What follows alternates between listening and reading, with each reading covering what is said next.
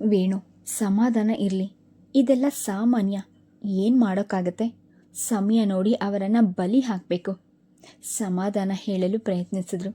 ಸವಿತಾ ಎದ್ದು ಹೋಗಿ ತನ್ನ ಕೆಲಸದಲ್ಲಿ ಮಗ್ನಲಾಗಿದ್ದರಿಂದ ಇವರ ಮಾತುಕತೆಯ ಕಡೆ ಗಮನ ಕೊಡಲಿಲ್ಲ. ಒಂದು 10 ನಿಮಿಷ ಸಾಗಿಯೇ ಇತ್ತು. ಸೊಂಟದ ಬೆಲ್ಟ್ ಕಳಚುತ್ತಾ, ಲೇ ಸಾಂಬ, ತಟ್ಟೆ ಹಾಕಿ ಬಡಿಸು, ನಿಂತಲ್ಲಿಂದಲೇ ಕೂಗಿದ. ಮಗನ ಊಟ ಇನ್ನೂ ಆಗಿಲ್ಲವೆಂದು ತಿಳಿದ ಪಿತೃ ಹೃದಯ ಪೇಚಾಡಿತು. ಎಲ್ಲಾದರೂ ಊಟ ಮಾಡೋದು ಇಲ್ಲ, ಊಟದ ವೇಳೆಗೆ ಮನೆಗೆ ಬರೋದು ಬಿಟ್ಟು ಯಾಕೆ ಹೀಗೆ ಮಾಡಿದ? ಲೋ ಸಾಂಬ ಎಂದು ಮಗ ಕೂಗಿದಾಗ ಅವನಿಲ್ಲದ ವಿಷಯವನ್ನು ಶ್ರೀನಿವಾಸಯ್ಯ ತಿಳಿಸಿದ್ರು. ಓ ಎಂದು ಬೇಸರದಿಂದ ಸವಿತಾಳನ್ನು ಕೂಗು ಬಡಿಸ್ತಾಳೆ. ಅವರ ಮಾತು ಕಿವಿಗೆ ಬೀಳದವನಂತೆ ಹೊರಟುಬಿಟ್ಟ. ತಾಯಿ ಇಲ್ಲದ ಮಕ್ಕಳನ್ನು ಸಾಕೋದು ಎಷ್ಟು ಕಠಿಣ ಎಂಬುದನ್ನು ಅರಿತಿದ್ಲು.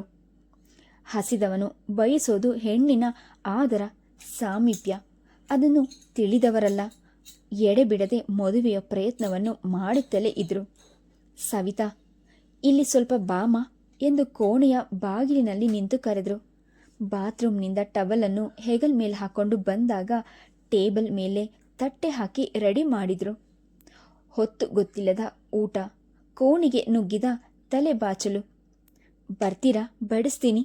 ಸುಮಧುರ ಕಂಠ ಉಳಿಸಿತು. ತಲೆ ಎತ್ತಿ ಅವಳ ಕಡೆ ನೋಡಿದ. ಬೇಕಾ ಬಿಟ್ಟಿ ಕರೆದಂತಿತ್ತು. ನಗು, ಮಾತು ಇವೆಲ್ಲ ಈ ಮಹಾರಾಯ್ತಿಗೆ ಗೊತ್ತುವಿಲ್ವೇನೋ. ದಡದಡನೆ ಕೋಣೆಯಿಂದ ಹೊರಬಂದು ಹೊಟ್ಟೆ ಹಸಿದಿತ್ತು. ಯಾವ ವಿಚಾರಕ್ಕೂ ಸಹನೆ ಇರಲಿಲ್ಲ. ಆರಿದ ಅಡಿಗೆಯನ್ನೇ ಹೊಟ್ಟೆ ತುಂಬ ಉಂಡ. ನಿಮಗೆ ಶ್ರಮ ಕೊಟ್ಟಿದ್ದಕ್ಕೆ ತುಂಬ ಥ್ಯಾಂಕ್ಸ್. ಕೈ ತೊಳೆದ ಮೇಲೆದ್ದ. ತಟ್ಟೆ ತೆಗೆಯಲು ಕೈ ಹಾಕಿದ ಸವಿತಾಳ ಕೈಯನ್ನು ಹಿಡಿದು ಪಕ್ಕಕ್ಕೆ ತಿರುಗಿ ಅವನ ಮುಖವನ್ನು ದಿಟ್ಟಿಸಿದ್ಲು. ಬೇಡ, ಎಂಜಲ್ ತಟ್ಟೆ ನೀವು ಮುಟ್ಟಬೇಡಿ. ಸವಿತಾಳ ಮುಖದ ಮೇಲೆ ನಗುವಿನ ಹೂ ಅರಳಿತು. ವಿಸ್ಮಯದಿಂದ ನೋಡಿದ. ಎಂಜಲ್ ತಟ್ಟೆ ತೆಗೆದ್ರೆ ಏನೂ ತಪ್ಪಾಗಲ್ಲ. ಅತಿಥಿಗಳು, ಪರಿಚಿತರು, ಬಂಧು ಬಳಗದವರು ಬಂದಾಗ ನಾನು ಅವರೆಲ್ಲರ ಎಂಜಲ್ ತಟ್ಟೆ ಎತ್ತಿ ತೊಳೆದಿದ್ದೀನಿ. ಆ ಮುದ್ದಾದ ಕೈಗಳನ್ನು ನೋಡಿದ ಕೂಡಲೇ ಅವನಲ್ಲಿ ಯಾವುದೋ ಮಾದರತೆ ಸಂಚಾರವಾಯಿತು. ಅಂಗೈಯನ್ನು ಹಿಡಿದು ತುಟಿಗೊತ್ಕೊಂಡ. ಕೆನ್ನೆಗೆ ಪಟಾರೆಂದು ಏಟು ಬಿತ್ತು. ಅವನು ಪರಿಸ್ಥಿತಿ ಅರ್ಥ ಮಾಡಿಕೊಳ್ಳಲು ವೇಳೆಗೆ ಸವಿತಾ ಅಲ್ಲಿರಲಿಲ್ಲ. ಕೈ ಕೆನ್ನೆಯನ್ನು ಸವರಿತು.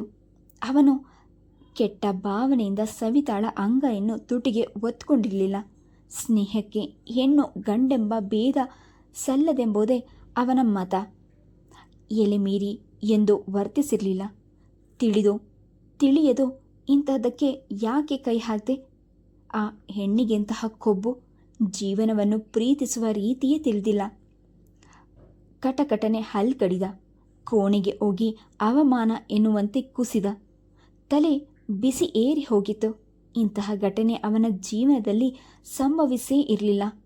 ಕಾಲೇಜಿನ ದಿನಗಳಲ್ಲಿ ಸಹ ವಿದ್ಯಾರ್ಥಿನಿಯರ ಜೊತೆ ಸಿನಿಮಾ, ಪಿಕ್ನಿಕ್ ಎಂದು ಹೋಗ್ತಿದ್ದು ಎಂದು ಕೆಟ್ಟ ಕಣ್ಗಳಿಂದ ಅವರತ್ತ ನೋಡಿದವನೇ ಅಲ್ಲ. ಈ ದಿನವೂ ಅವನಿಗೆ ಆ ಭಾವನೆ ಇರಲಿಲ್ಲ. ಕೈ ಹಿಸುಕಿಕೊಂಡ. ಟೈಪ್ರೈಟರ್ ಕಟಕಟ ಸದ್ದು ಒಂದೇ ಸಮನೆ ಕೇಳಿಸ್ತಿತ್ತು. ತಲೆಯನ್ನು 2 ಕೈಗಳಿಂದಲೂ ಬಿಗಿಯಾಗಿ ಹಿಡಿದುಕೊಂಡು ಆ ಶಬ್ದ ಕೇಳಲಾರದೆ ಕಿವಿಯನ್ನು ಬಲವಾಗಿ ಮುಚ್ಚಿಕೊಂಡ.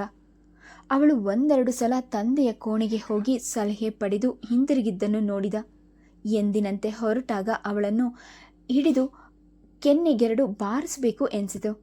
ಅದು ಸಾಧ್ಯವಾಗುವ ವಿಚಾರವಲ್ಲವೆಂದು ಮರುಗಳಿಗೆಯೇ ಅರಿತ. ಕೆಟ್ಟ ಮನಸ್ಸು ಅವನದಲ್ಲವೇ ಅಲ್ಲ. ಎಷ್ಟು ಸಮಾಧಾನವಾಗಿರಬೇಕೆಂದು ಪ್ರಯತ್ನ ಪಟ್ಟರೂ ಸವಿತಾಳಿಂದ ಆಗಲಿಲ್ಲ. ಎಂತಹ ಕೆಟ್ಟಗಳಿಗೆ ಏನೆಲ್ಲ ನಡೆದು ಹೋಯಿತು.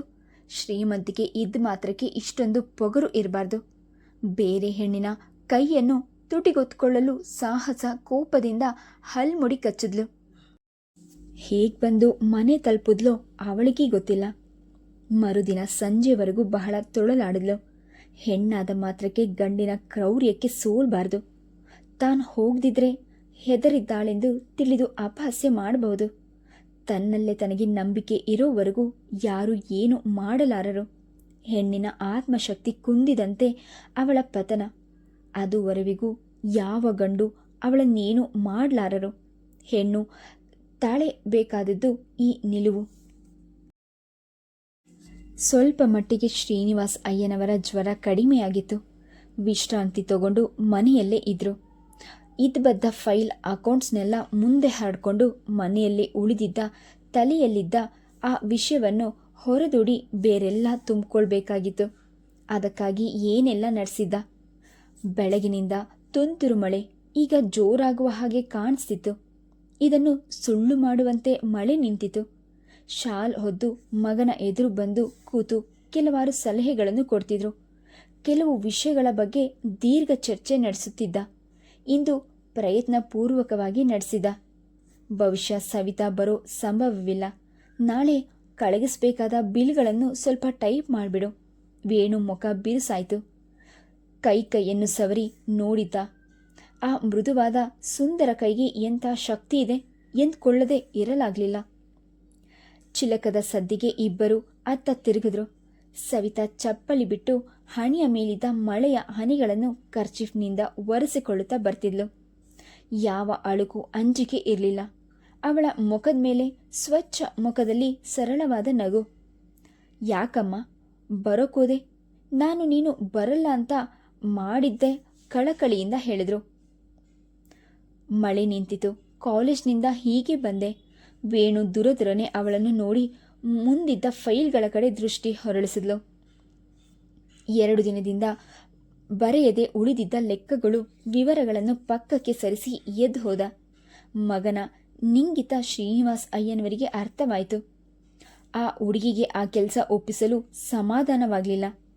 ಬಾಮ ಎಂದು ಕೆಲಸವನ್ನು ತಾವೇ ನೋಟ್ ಮಾಡಿ ಕೊಟ್ಟರು. ಕೆಲವು ಡಿಕ್ಟೇಟ್ ಮಾಡಿದ್ರು.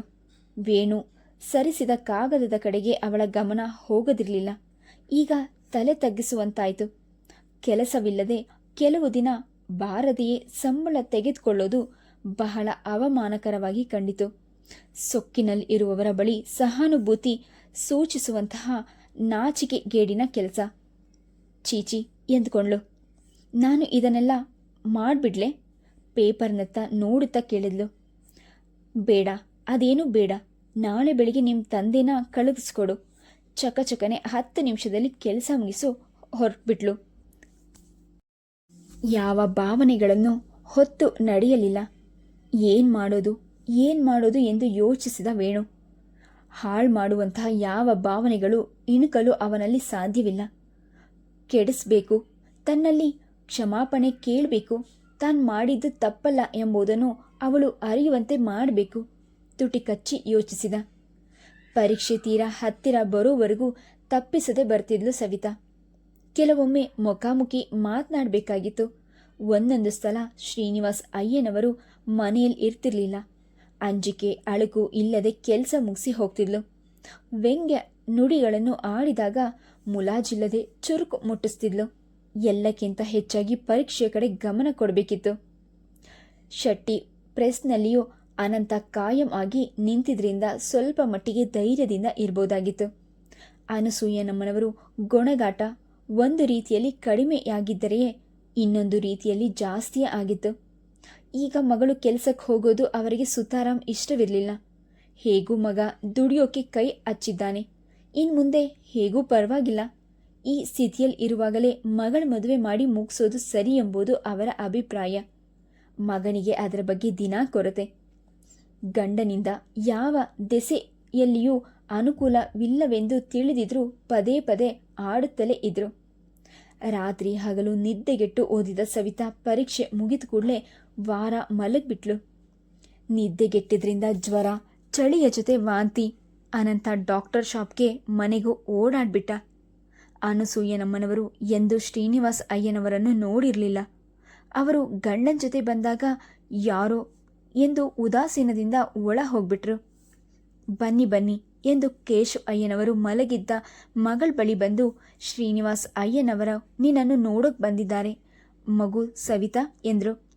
ಮಲಗಿದ್ದ ಸವಿತಾ ಎದ್ದು ಕೂದ್ಲು. ಜ್ವರದಿಂದ ತೀರಾ ಸೋತವಳ ಹಾಗೆ ಕಂಡ್ಲು. ಬೇಡ ಮಲ್ಕೊಮ್ಮ, ಹೇಗಿದ್ದಿ ಕಳಕಳಿಯಿಂದ ವಿಚಾರಿಸಿದ್ರು. ಸವಿತಾ ಕೆದರಿದ ಕೂದಲನ್ನು ಸರಿ ಮಾಡಿಕೊಳ್ಳುತ್ತಾ, ಹೀಗೇನೂ ಇಲ್ಲ, 1-2 ದಿನದ ಜ್ವರ ಅಷ್ಟೇ. ಜ್ವರನೂ ಅಂತಹ ತೀವ್ರತರನಾಗಿ ಇರಲಿಲ್ಲ. ಸ್ವಲ್ಪ ಮೈ ಬೆಚ್ಚಗಾಗಿತ್ತು, ಕುಳಿತುಕೊಳ್ಳಿ ಹೇಳಲು ನುಡಿದ್ಲು. ಸೀರೆಯ ನೆರಿಗೆಗಳೆಲ್ಲ ಯದ್ವ ತದ್ವ ಆಗಿದವು. ಹೇಳಲು ಮನಸ್ಸಾಗಲಿಲ್ಲ. ಚೆನ್ನಾಗಿ ವಿಶ್ರಾಂತಿ ತಗೋ, ಓದು ಅಂದರೆ ಅಷ್ಟೊಂದು ಓದೋದಾ? ಮೃದುವಾದ ನುಡಿಗಳನ್ನು ಆಡಿದ್ರು. ಮುಂದೇನು ಮಾಡಬೇಕು ಅಂತ ಲೋಕ ಅಭಿರಾಮವಾಗಿ ಕೇಳಿದ್ರು. ಕಾಫಿ ಲೋಟ ತಂದಿಟ್ಟು ಅನಸೂಯಮ್ಮನವರಿಗೆ ಇದು ಸದವಕಾಶವಾಗಿ ಕಂಡಿತು. ದೊಡ್ಡವರ ಕಿವಿಯ ಮೇಲೆ ಹಾಕಿದ್ರೆ ಪ್ರಯೋಜನವಾದೀತು. ಇಷ್ಟಕ್ಕೆ ಓದ್ ಸಾಕು, ಸರಿಯಾದ ಗಂಡು ಸಿಕ್ಕಿದ್ರೆ ಮದುವೆ ಮಾಡಿಬಿಡೋಣ ಅಂತ. ಸವಿತಾ ತಲೆ ಎತ್ತಿ ತಾಯಿಯ ಕಡೆ ನೋಡಿದ್ಲು. ಅವರು ಅದನ್ನು ಗಮನಿಸಿದ ಹಾಗೆ ಕಾಣಲಿಲ್ಲ. ನಮ್ಮ ಅನಂತನಿಗೆ ಹೆಣ್ಗಳು ಬರ್ತಾ ಇವೆ, ಅವಳಿಗೆ ಆಗೋವರೆಗೂ ಅವನಿಗೆ ಮಾಡುವಂತಿಲ್ಲ, ರಾಗ ಎಳೆದ್ರು. ಇದೇನು ಅತಿ ಆಶವೆನಿಸಲಿಲ್ಲ ಶ್ರೀನಿವಾಸ್ ಅಯ್ಯನವರಿಗೆ. ಹೆಣ್ಣೆತ್ತ ಪ್ರತಿಯೊಂದು ತಾಯಿಯೂ ಕೂಡ ಹೀಗೆಯೇ ವರ್ತಿಸಬಲ್ಲರು. ಕೇಶವಯ್ಯನಂಥ ಗಂಡಿನ ಕೈ ಹಿಡಿದು ಮೇಲೆ ಎಲ್ಲಕ್ಕೂ ಆಕೆಯೇ ಮುಂದುವರಿಬೇಕು. ನನ್ನ ಸ್ನೇಹಿತರೊಬ್ಬರಿದ್ದಾರೆ, ಅವರಿಗೆ ಹೇಳಿರ್ತೀನಿ. ಸವಿತಾ ಅಂತಹ ಹುಡುಗಿಗೆ ಗಂಡು ಸಿಗೋದು ಕಷ್ಟವಲ್ಲ. ಅವರು ಹೋದ್ಮೇಲೆ ಸವಿತಾ ತಾಯಿಯ ಮೇಲೆ ರೇಗಿದ್ಲು. ನಿನ್ಗ್ಯಾಕಮ್ಮ ಬುದ್ಧಿ ಇಲ್ಲ? ಬಂದವರ ಮುಂದೆಲ್ಲ ಮದುವೆ ಸುದ್ದಿ ಯಾಕೆ? ಅವರೇನು ನಮ್ಮ ಮಾವನ ಗಂಡು ಹುಡುಕಿ ಕೊಡೋಕೆ? ಸವಿತಾ, ನೀನು ಬಾಯಿ ಮುಚ್ಕೊಂಡಿರು. ಓದೋದ್ರಲ್ಲಿ ಬುದ್ಧಿವಂತಿಕೆ ಇರಬೇಕಷ್ಟೆ, ಇದರಲ್ಲೆಲ್ಲ ಅನುಭವವಿಲ್ಲ. 4-6 ಜನರ ಕಿವಿಗೆ ಹಾಕಿದ್ರೆ ತಾನೇ ಗಂಡು ಸಿಗಬೇಕಾದ್ರೆ. ನಿಮ್ಮಪ್ಪ ಸರಿಯಾಗಿದ್ರೆ ನಾನು ಯಾಕೆ ಆ ವ್ಯವಸ್ಥೆ ಪಡಬೇಕಿತ್ತು? ಕಣ್ಣಿಗೆ ಸೆರಗು ಹಚ್ಕೊಂಡು ಕೂತ್ಬಿಟ್ರು. ಅಮ್ಮ, ನೀನು ಸುಮ್ಮನಿರು, ನಿನ್ನ ಇಷ್ಟ ಬಂದಂಗೆ ಮಾಡ್ಕೊ. ಇನ್ನೊಂದು ದಿನ ಆ ವಿಷಯದಲ್ಲಿ ತಲೆ ಹಾಕಲ್ಲ. ಮಲಗಿ ಕಣ್ಣು ಮುಚ್ಚಿದ್ಲು. ತನ್ನ ತಾಯಿ ಇರೋ ಸ್ಥಿತಿಯಲ್ಲಿ ಮತ್ತೇನನ್ನು ಯೋಚಿಸಿಯಾಳು? ತಾನು ಸುಖವಾಗಿರ್ಬೇಕೆಂದು ತಾನೇ ಅವಳ ಪರದಾಟ. ಆರ್ಥಿಕ ಸ್ಥಿತಿ ಸರಿ ಇಲ್ಲದವರ ಮಾತೆಲ್ಲ ವ್ಯತ ಕಂಠ ಘೋಷಣೆ. ಏನೂ ಪ್ರಯೋಜನವಿಲ್ಲ. ಬೇಸತ್ತ ಅನಂತ ಕೆಲಸಕ್ಕೆ ಹೋಗಲೇ ಕೂಡದೆಂದು ತಂದೆಗೆ ಹೇಳಿದ. ಅವನಿಗೂ ನೋಡಿ ನೋಡಿ ಸಾಕಾಯಿತು. ಶ್ರೀನಿವಾಸ್ ಅಯ್ಯನವರ ಪಾಲಿಗೆ ಇವರು ನುಂಗಲಾರದ ತುತ್ತಾಗಿರೋದು ಅಣ್ಣ ತಂಗಿಯರಿಗೆ ಬೇಡವಾಗಿತ್ತು. ಇತ್ತೀಚೆಗಂತೂ ಹೋಗಲೇಬೇಕೆಂಬ ನಿಯಮವನ್ನು ಹಾಕ್ಕೊಂಡಿರಲಿಲ್ಲ. ಇಷ್ಟವಿದ್ರೆ ಹೋಗ್ತಿದ್ರು, ಇಲ್ಲದಿದ್ರೆ ಮನೆಯಲ್ಲೇ ಉಳಿತಿದ್ರು. ಕೆಲವೊಮ್ಮೆ ಎಲ್ಲೋ ಹೋಗಿದ್ದು ರಾತ್ರಿ ಹಿಂತಿರುಗ್ತಿದ್ರು. ಅವರು ಸಾಕಾಗಿ ಬೇಡವೆನ್ನುವ ಮೊದಲೇ ಇವರು ಕೆಲಸ ಬಿಡೋದು ಸರಿಯಾಗಿ ಕಾಣಿಸಿತು ಸವಿತಾಳಿಗೆ. ರಿಸಲ್ಟ್ ಬಂದ ಮೇಲೆ ಕೆಲಸಕ್ಕಾಗಿ ಪರದಾಟ ಆರಂಭಿಸಬೇಕಾಗಿತ್ತು ಸವಿತಾ. ಆಗೊಮ್ಮೆ ಈಗೊಮ್ಮೆ ಜಮುನಾಳಿಂದ ಕಾಗದಗಳು ಬರ್ತಿದ್ದವು. 1-2 ಸಾಲಿನಲ್ಲಿ ತಾನು ಚೆನ್ನಾಗಿರುವ ವಿಷಯ ತಿಳಿಸಿದ್ಲು. ಅವಳ ಬಗ್ಗೆ ಏನೂ ತಿಳಿಯೋದು ಇವಳಿಂದ ಸಾಧ್ಯವಾಗಿರಲಿಲ್ಲ. ಶೈಲೇಂದ್ರ ಮಾತ್ರ 1-2 ಸಲ ಮನೆಗೆ ಬಂದಿದ್ದ. ಒಮ್ಮೆ ಬರುವಂತೆ ಅಣ್ಣ ತಂಗಿಯರನ್ನು ಆಹ್ವಾನಿಸೋಗಿದ್ದ. ಅನಂತನೇ ಹೋಗುವ ವಿಷಯದಲ್ಲಿ ಆಸಕ್ತಿ ವಹಿಸಿರಲಿಲ್ಲ. ಬಟ್ಟೆಗಳಿಗೆ ಐರನ್ ಮಾಡ್ತಿದ್ದ ಸವಿತಾ ಅಣ್ಣನಿಗೆ ಹೇಳಿದ್ಲು, ಯಾಕೋ ಜಮುನಾನು ನೋಡಬೇಕು ಅನಿಸ್ತಿದೆ, 1 ದಿನದ ಮಟ್ಟಿಗೆ ಹೋಗಿ ಬರೋಣವಾ? ಅಮ್ಮ ಈಗ ಒಬ್ಬಳನ್ನೇ ಕಳಿಸೋಕೆ ಒಪ್ಪಲ್ಲ. ನಾಳೆ ಹೇಗೂ ರಜಾ ಇದೆ, ಬೆಳಗ್ಗೆ ಹೋಗಿ ಸಂಜೆ ಬರೋಣ. ಅನಂತ ತಂಗಿಯ ಮುಖ ನೋಡಿದ. ಸವಿತಾಳ ಕಣ್ಗಳಲ್ಲಿ ಮಿನುಗುತ್ತಿದ್ದ ಆಸೆಯನ್ನು ಕಂಡು ನಿರಾಸೆ ಪಡಿಸಲು ಇಷ್ಟಪಡಲಿಲ್ಲ. ಆಯಿತು, ಬೆಳಗ್ಗೆ ಹೋಗಿ ಸಂಜೆ ಬರೋಣ. ಉಳಿಯುವ ಮಾತಂತೂ ಆಡಬೇಡ, ನಾನು ಸೋಮವಾರ ಪ್ರೆಸ್ನಲ್ಲಿರಬೇಕು. ಸರಿ ಎನ್ನುವಂತೆ ಸವಿತಾ ತಲೆ ಆಡಿಸಿದ್ಲು.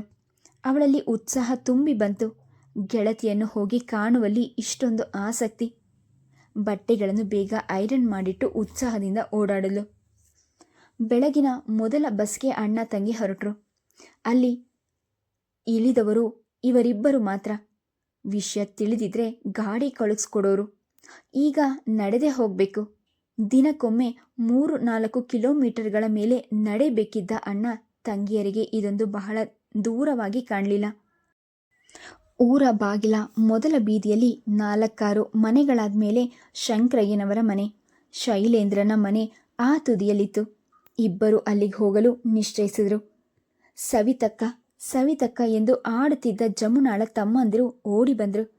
ಅವರ ಮೈ ಮೇಲೆ ಕಾಟನ್ ಬಟ್ಟೆಗಳಿಗೆ ಬದಲಾಗಿ ಟೆರಿಲಿನ್ ಬಟ್ಟೆಗಳಿತ್ತು.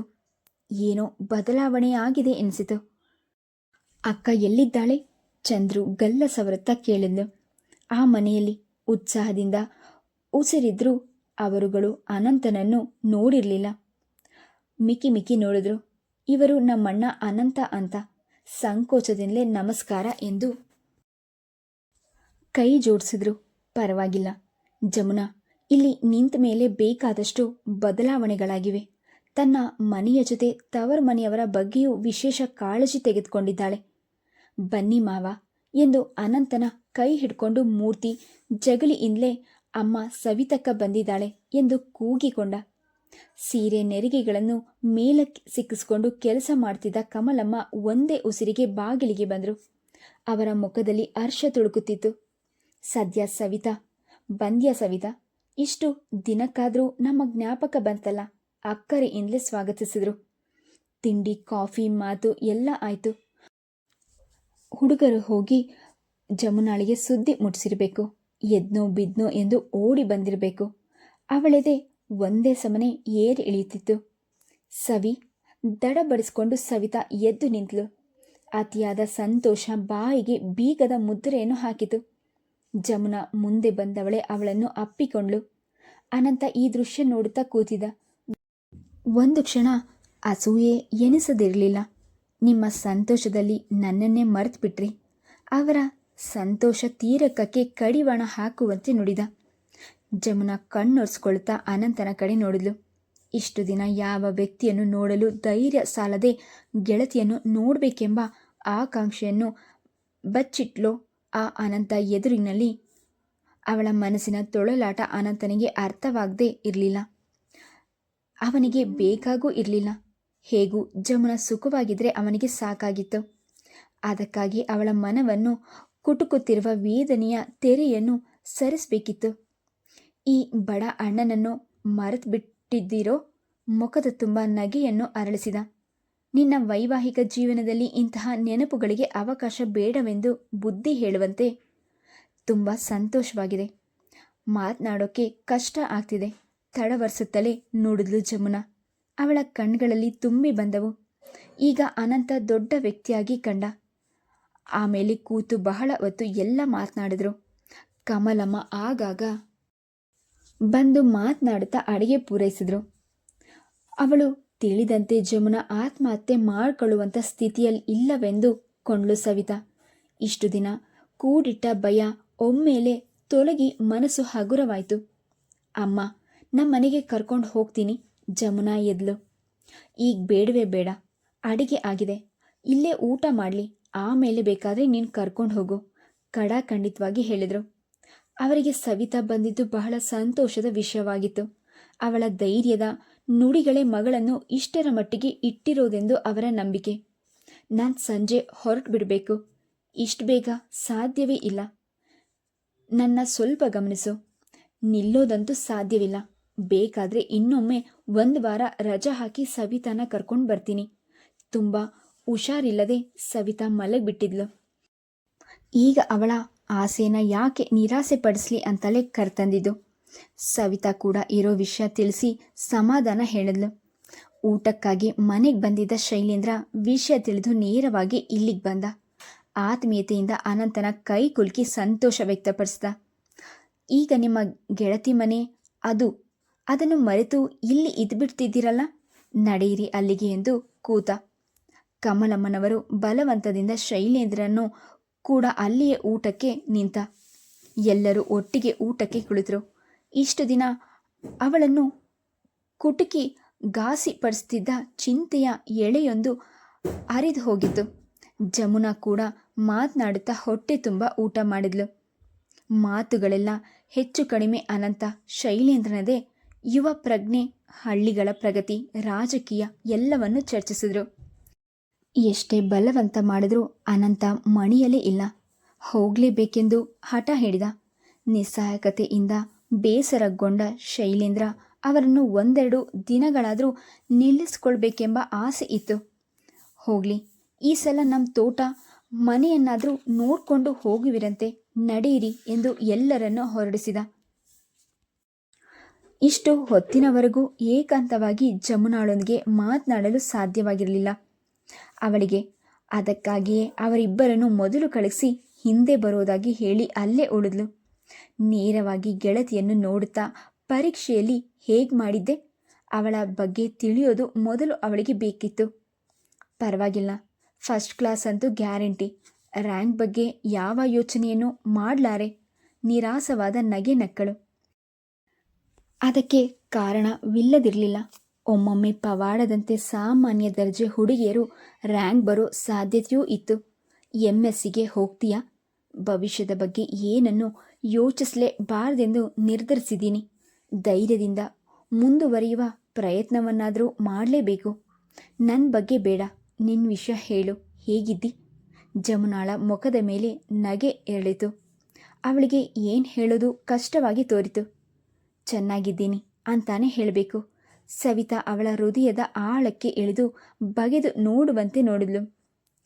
ಅವಳ ಜೀವನ ಅವಳೆನಿಸಿದಂತೆ ಭಯದ ಮಟ್ಟಕ್ಕೆ ಇಳಿದಿರಲಿಲ್ಲ. ಜೀವನಕ್ಕೆ ಹೊಂದ್ಕೊಳ್ಳೋದನ್ನು ಕಲ್ತಿದ್ದಾಳೆ ಹುಡುಗಿ. ನಿನ್ನ ಊಹೆಯಷ್ಟು ಕೆಟ್ಟವರಲ್ಲ ಅನಿಸುತ್ತೆ. ಈಗ ನಮ್ಮಪ್ಪನವರ ಸ್ಥಿತಿ ಎಷ್ಟೋ ಸುಧಾರಿಸಿದೆ. ಅವರೇ ಎಲ್ಲ ನೋಡ್ತಾರೆ. ನಮ್ಮಮ್ಮ ನೆಮ್ಮದಿಯಿಂದ ಇಷ್ಟು ದಿನಕ್ಕೆ ಊಟ ಮಾಡ್ತಾ ಇದ್ದಾಳೆ. ಮೊದಲು ಸಹ ರಫ್ ಆಗಿ ವರ್ತಿಸ್ತಿದ್ರು. ಈಗ ಅಷ್ಟೇನಿಲ್ಲ. ಹೆಂಡತಿಯ ಸ್ಥಾನ ಎಲ್ಲಿ ಅನ್ನೋದನ್ನು ಚೆನ್ನಾಗಿ ತಿಳಿದುಕೊಂಡಿದ್ದಾರೆ. ನನಗೆ ಅಷ್ಟೇ ತೃಪ್ತಿ. ಸವಿತಾ ಚೀಡಿಸುವಂತೆ ಕಣ್ಣರಳಿಸಿ ನಕ್ಕಳು. ಗೆಳತಿಯ ಜೀವನದಲ್ಲಿ ಇಷ್ಟಾದರೂ ನೆಮ್ಮದಿ ಇದೆಯಲ್ಲ ಎಂಬುದೇ ಅವಳಿಗೆ ತೃಪ್ತಿ. ಅವಳ ಆತ್ಮಹತ್ಯೆ ಮಾಡ್ಕೊಳ್ತೀನಿ ಎನ್ನುತ್ತಿದ್ದ ಮಾತಿಗೆ ಈಗ ಏನೇನೂ ಅರ್ಥ ಕಾಣಲಿಲ್ಲ. ಫಿಲಾಸಫಿಗೂ ಪ್ರತ್ಯಕ್ಷ ಜೀವನಕ್ಕೂ ಹೆಚ್ಚಿನ ಅಂತರವಿದೆ ಎನಿಸಿತು. ಅಕ್ಕ ಬರಬೇಕಂತೆ, ಭಾವ ಕರೀತಾ ಇದ್ದಾರೆ. ಮೂರ್ತಿ ಬಂದು ಹೇಳಿದಾಗ ಹೊರಡೋದೇ ವಿಧಿ ಇರಲಿಲ್ಲ. ಇವರುಗಳು ಬಂದಾಗ ಅನಂತ ಶೈಲೇಂದ್ರ ಚರ್ಚೆಯ ಕಾವಿನಲ್ಲಿದ್ದರು. ಇಬ್ಬರದು ಬಿಸಿ ರಕ್ತ. ಒಂದೇ ದಾರಿ ಹಿಡಿದ್ರೂ ಹೆಚ್ಚಿಲ್ಲ.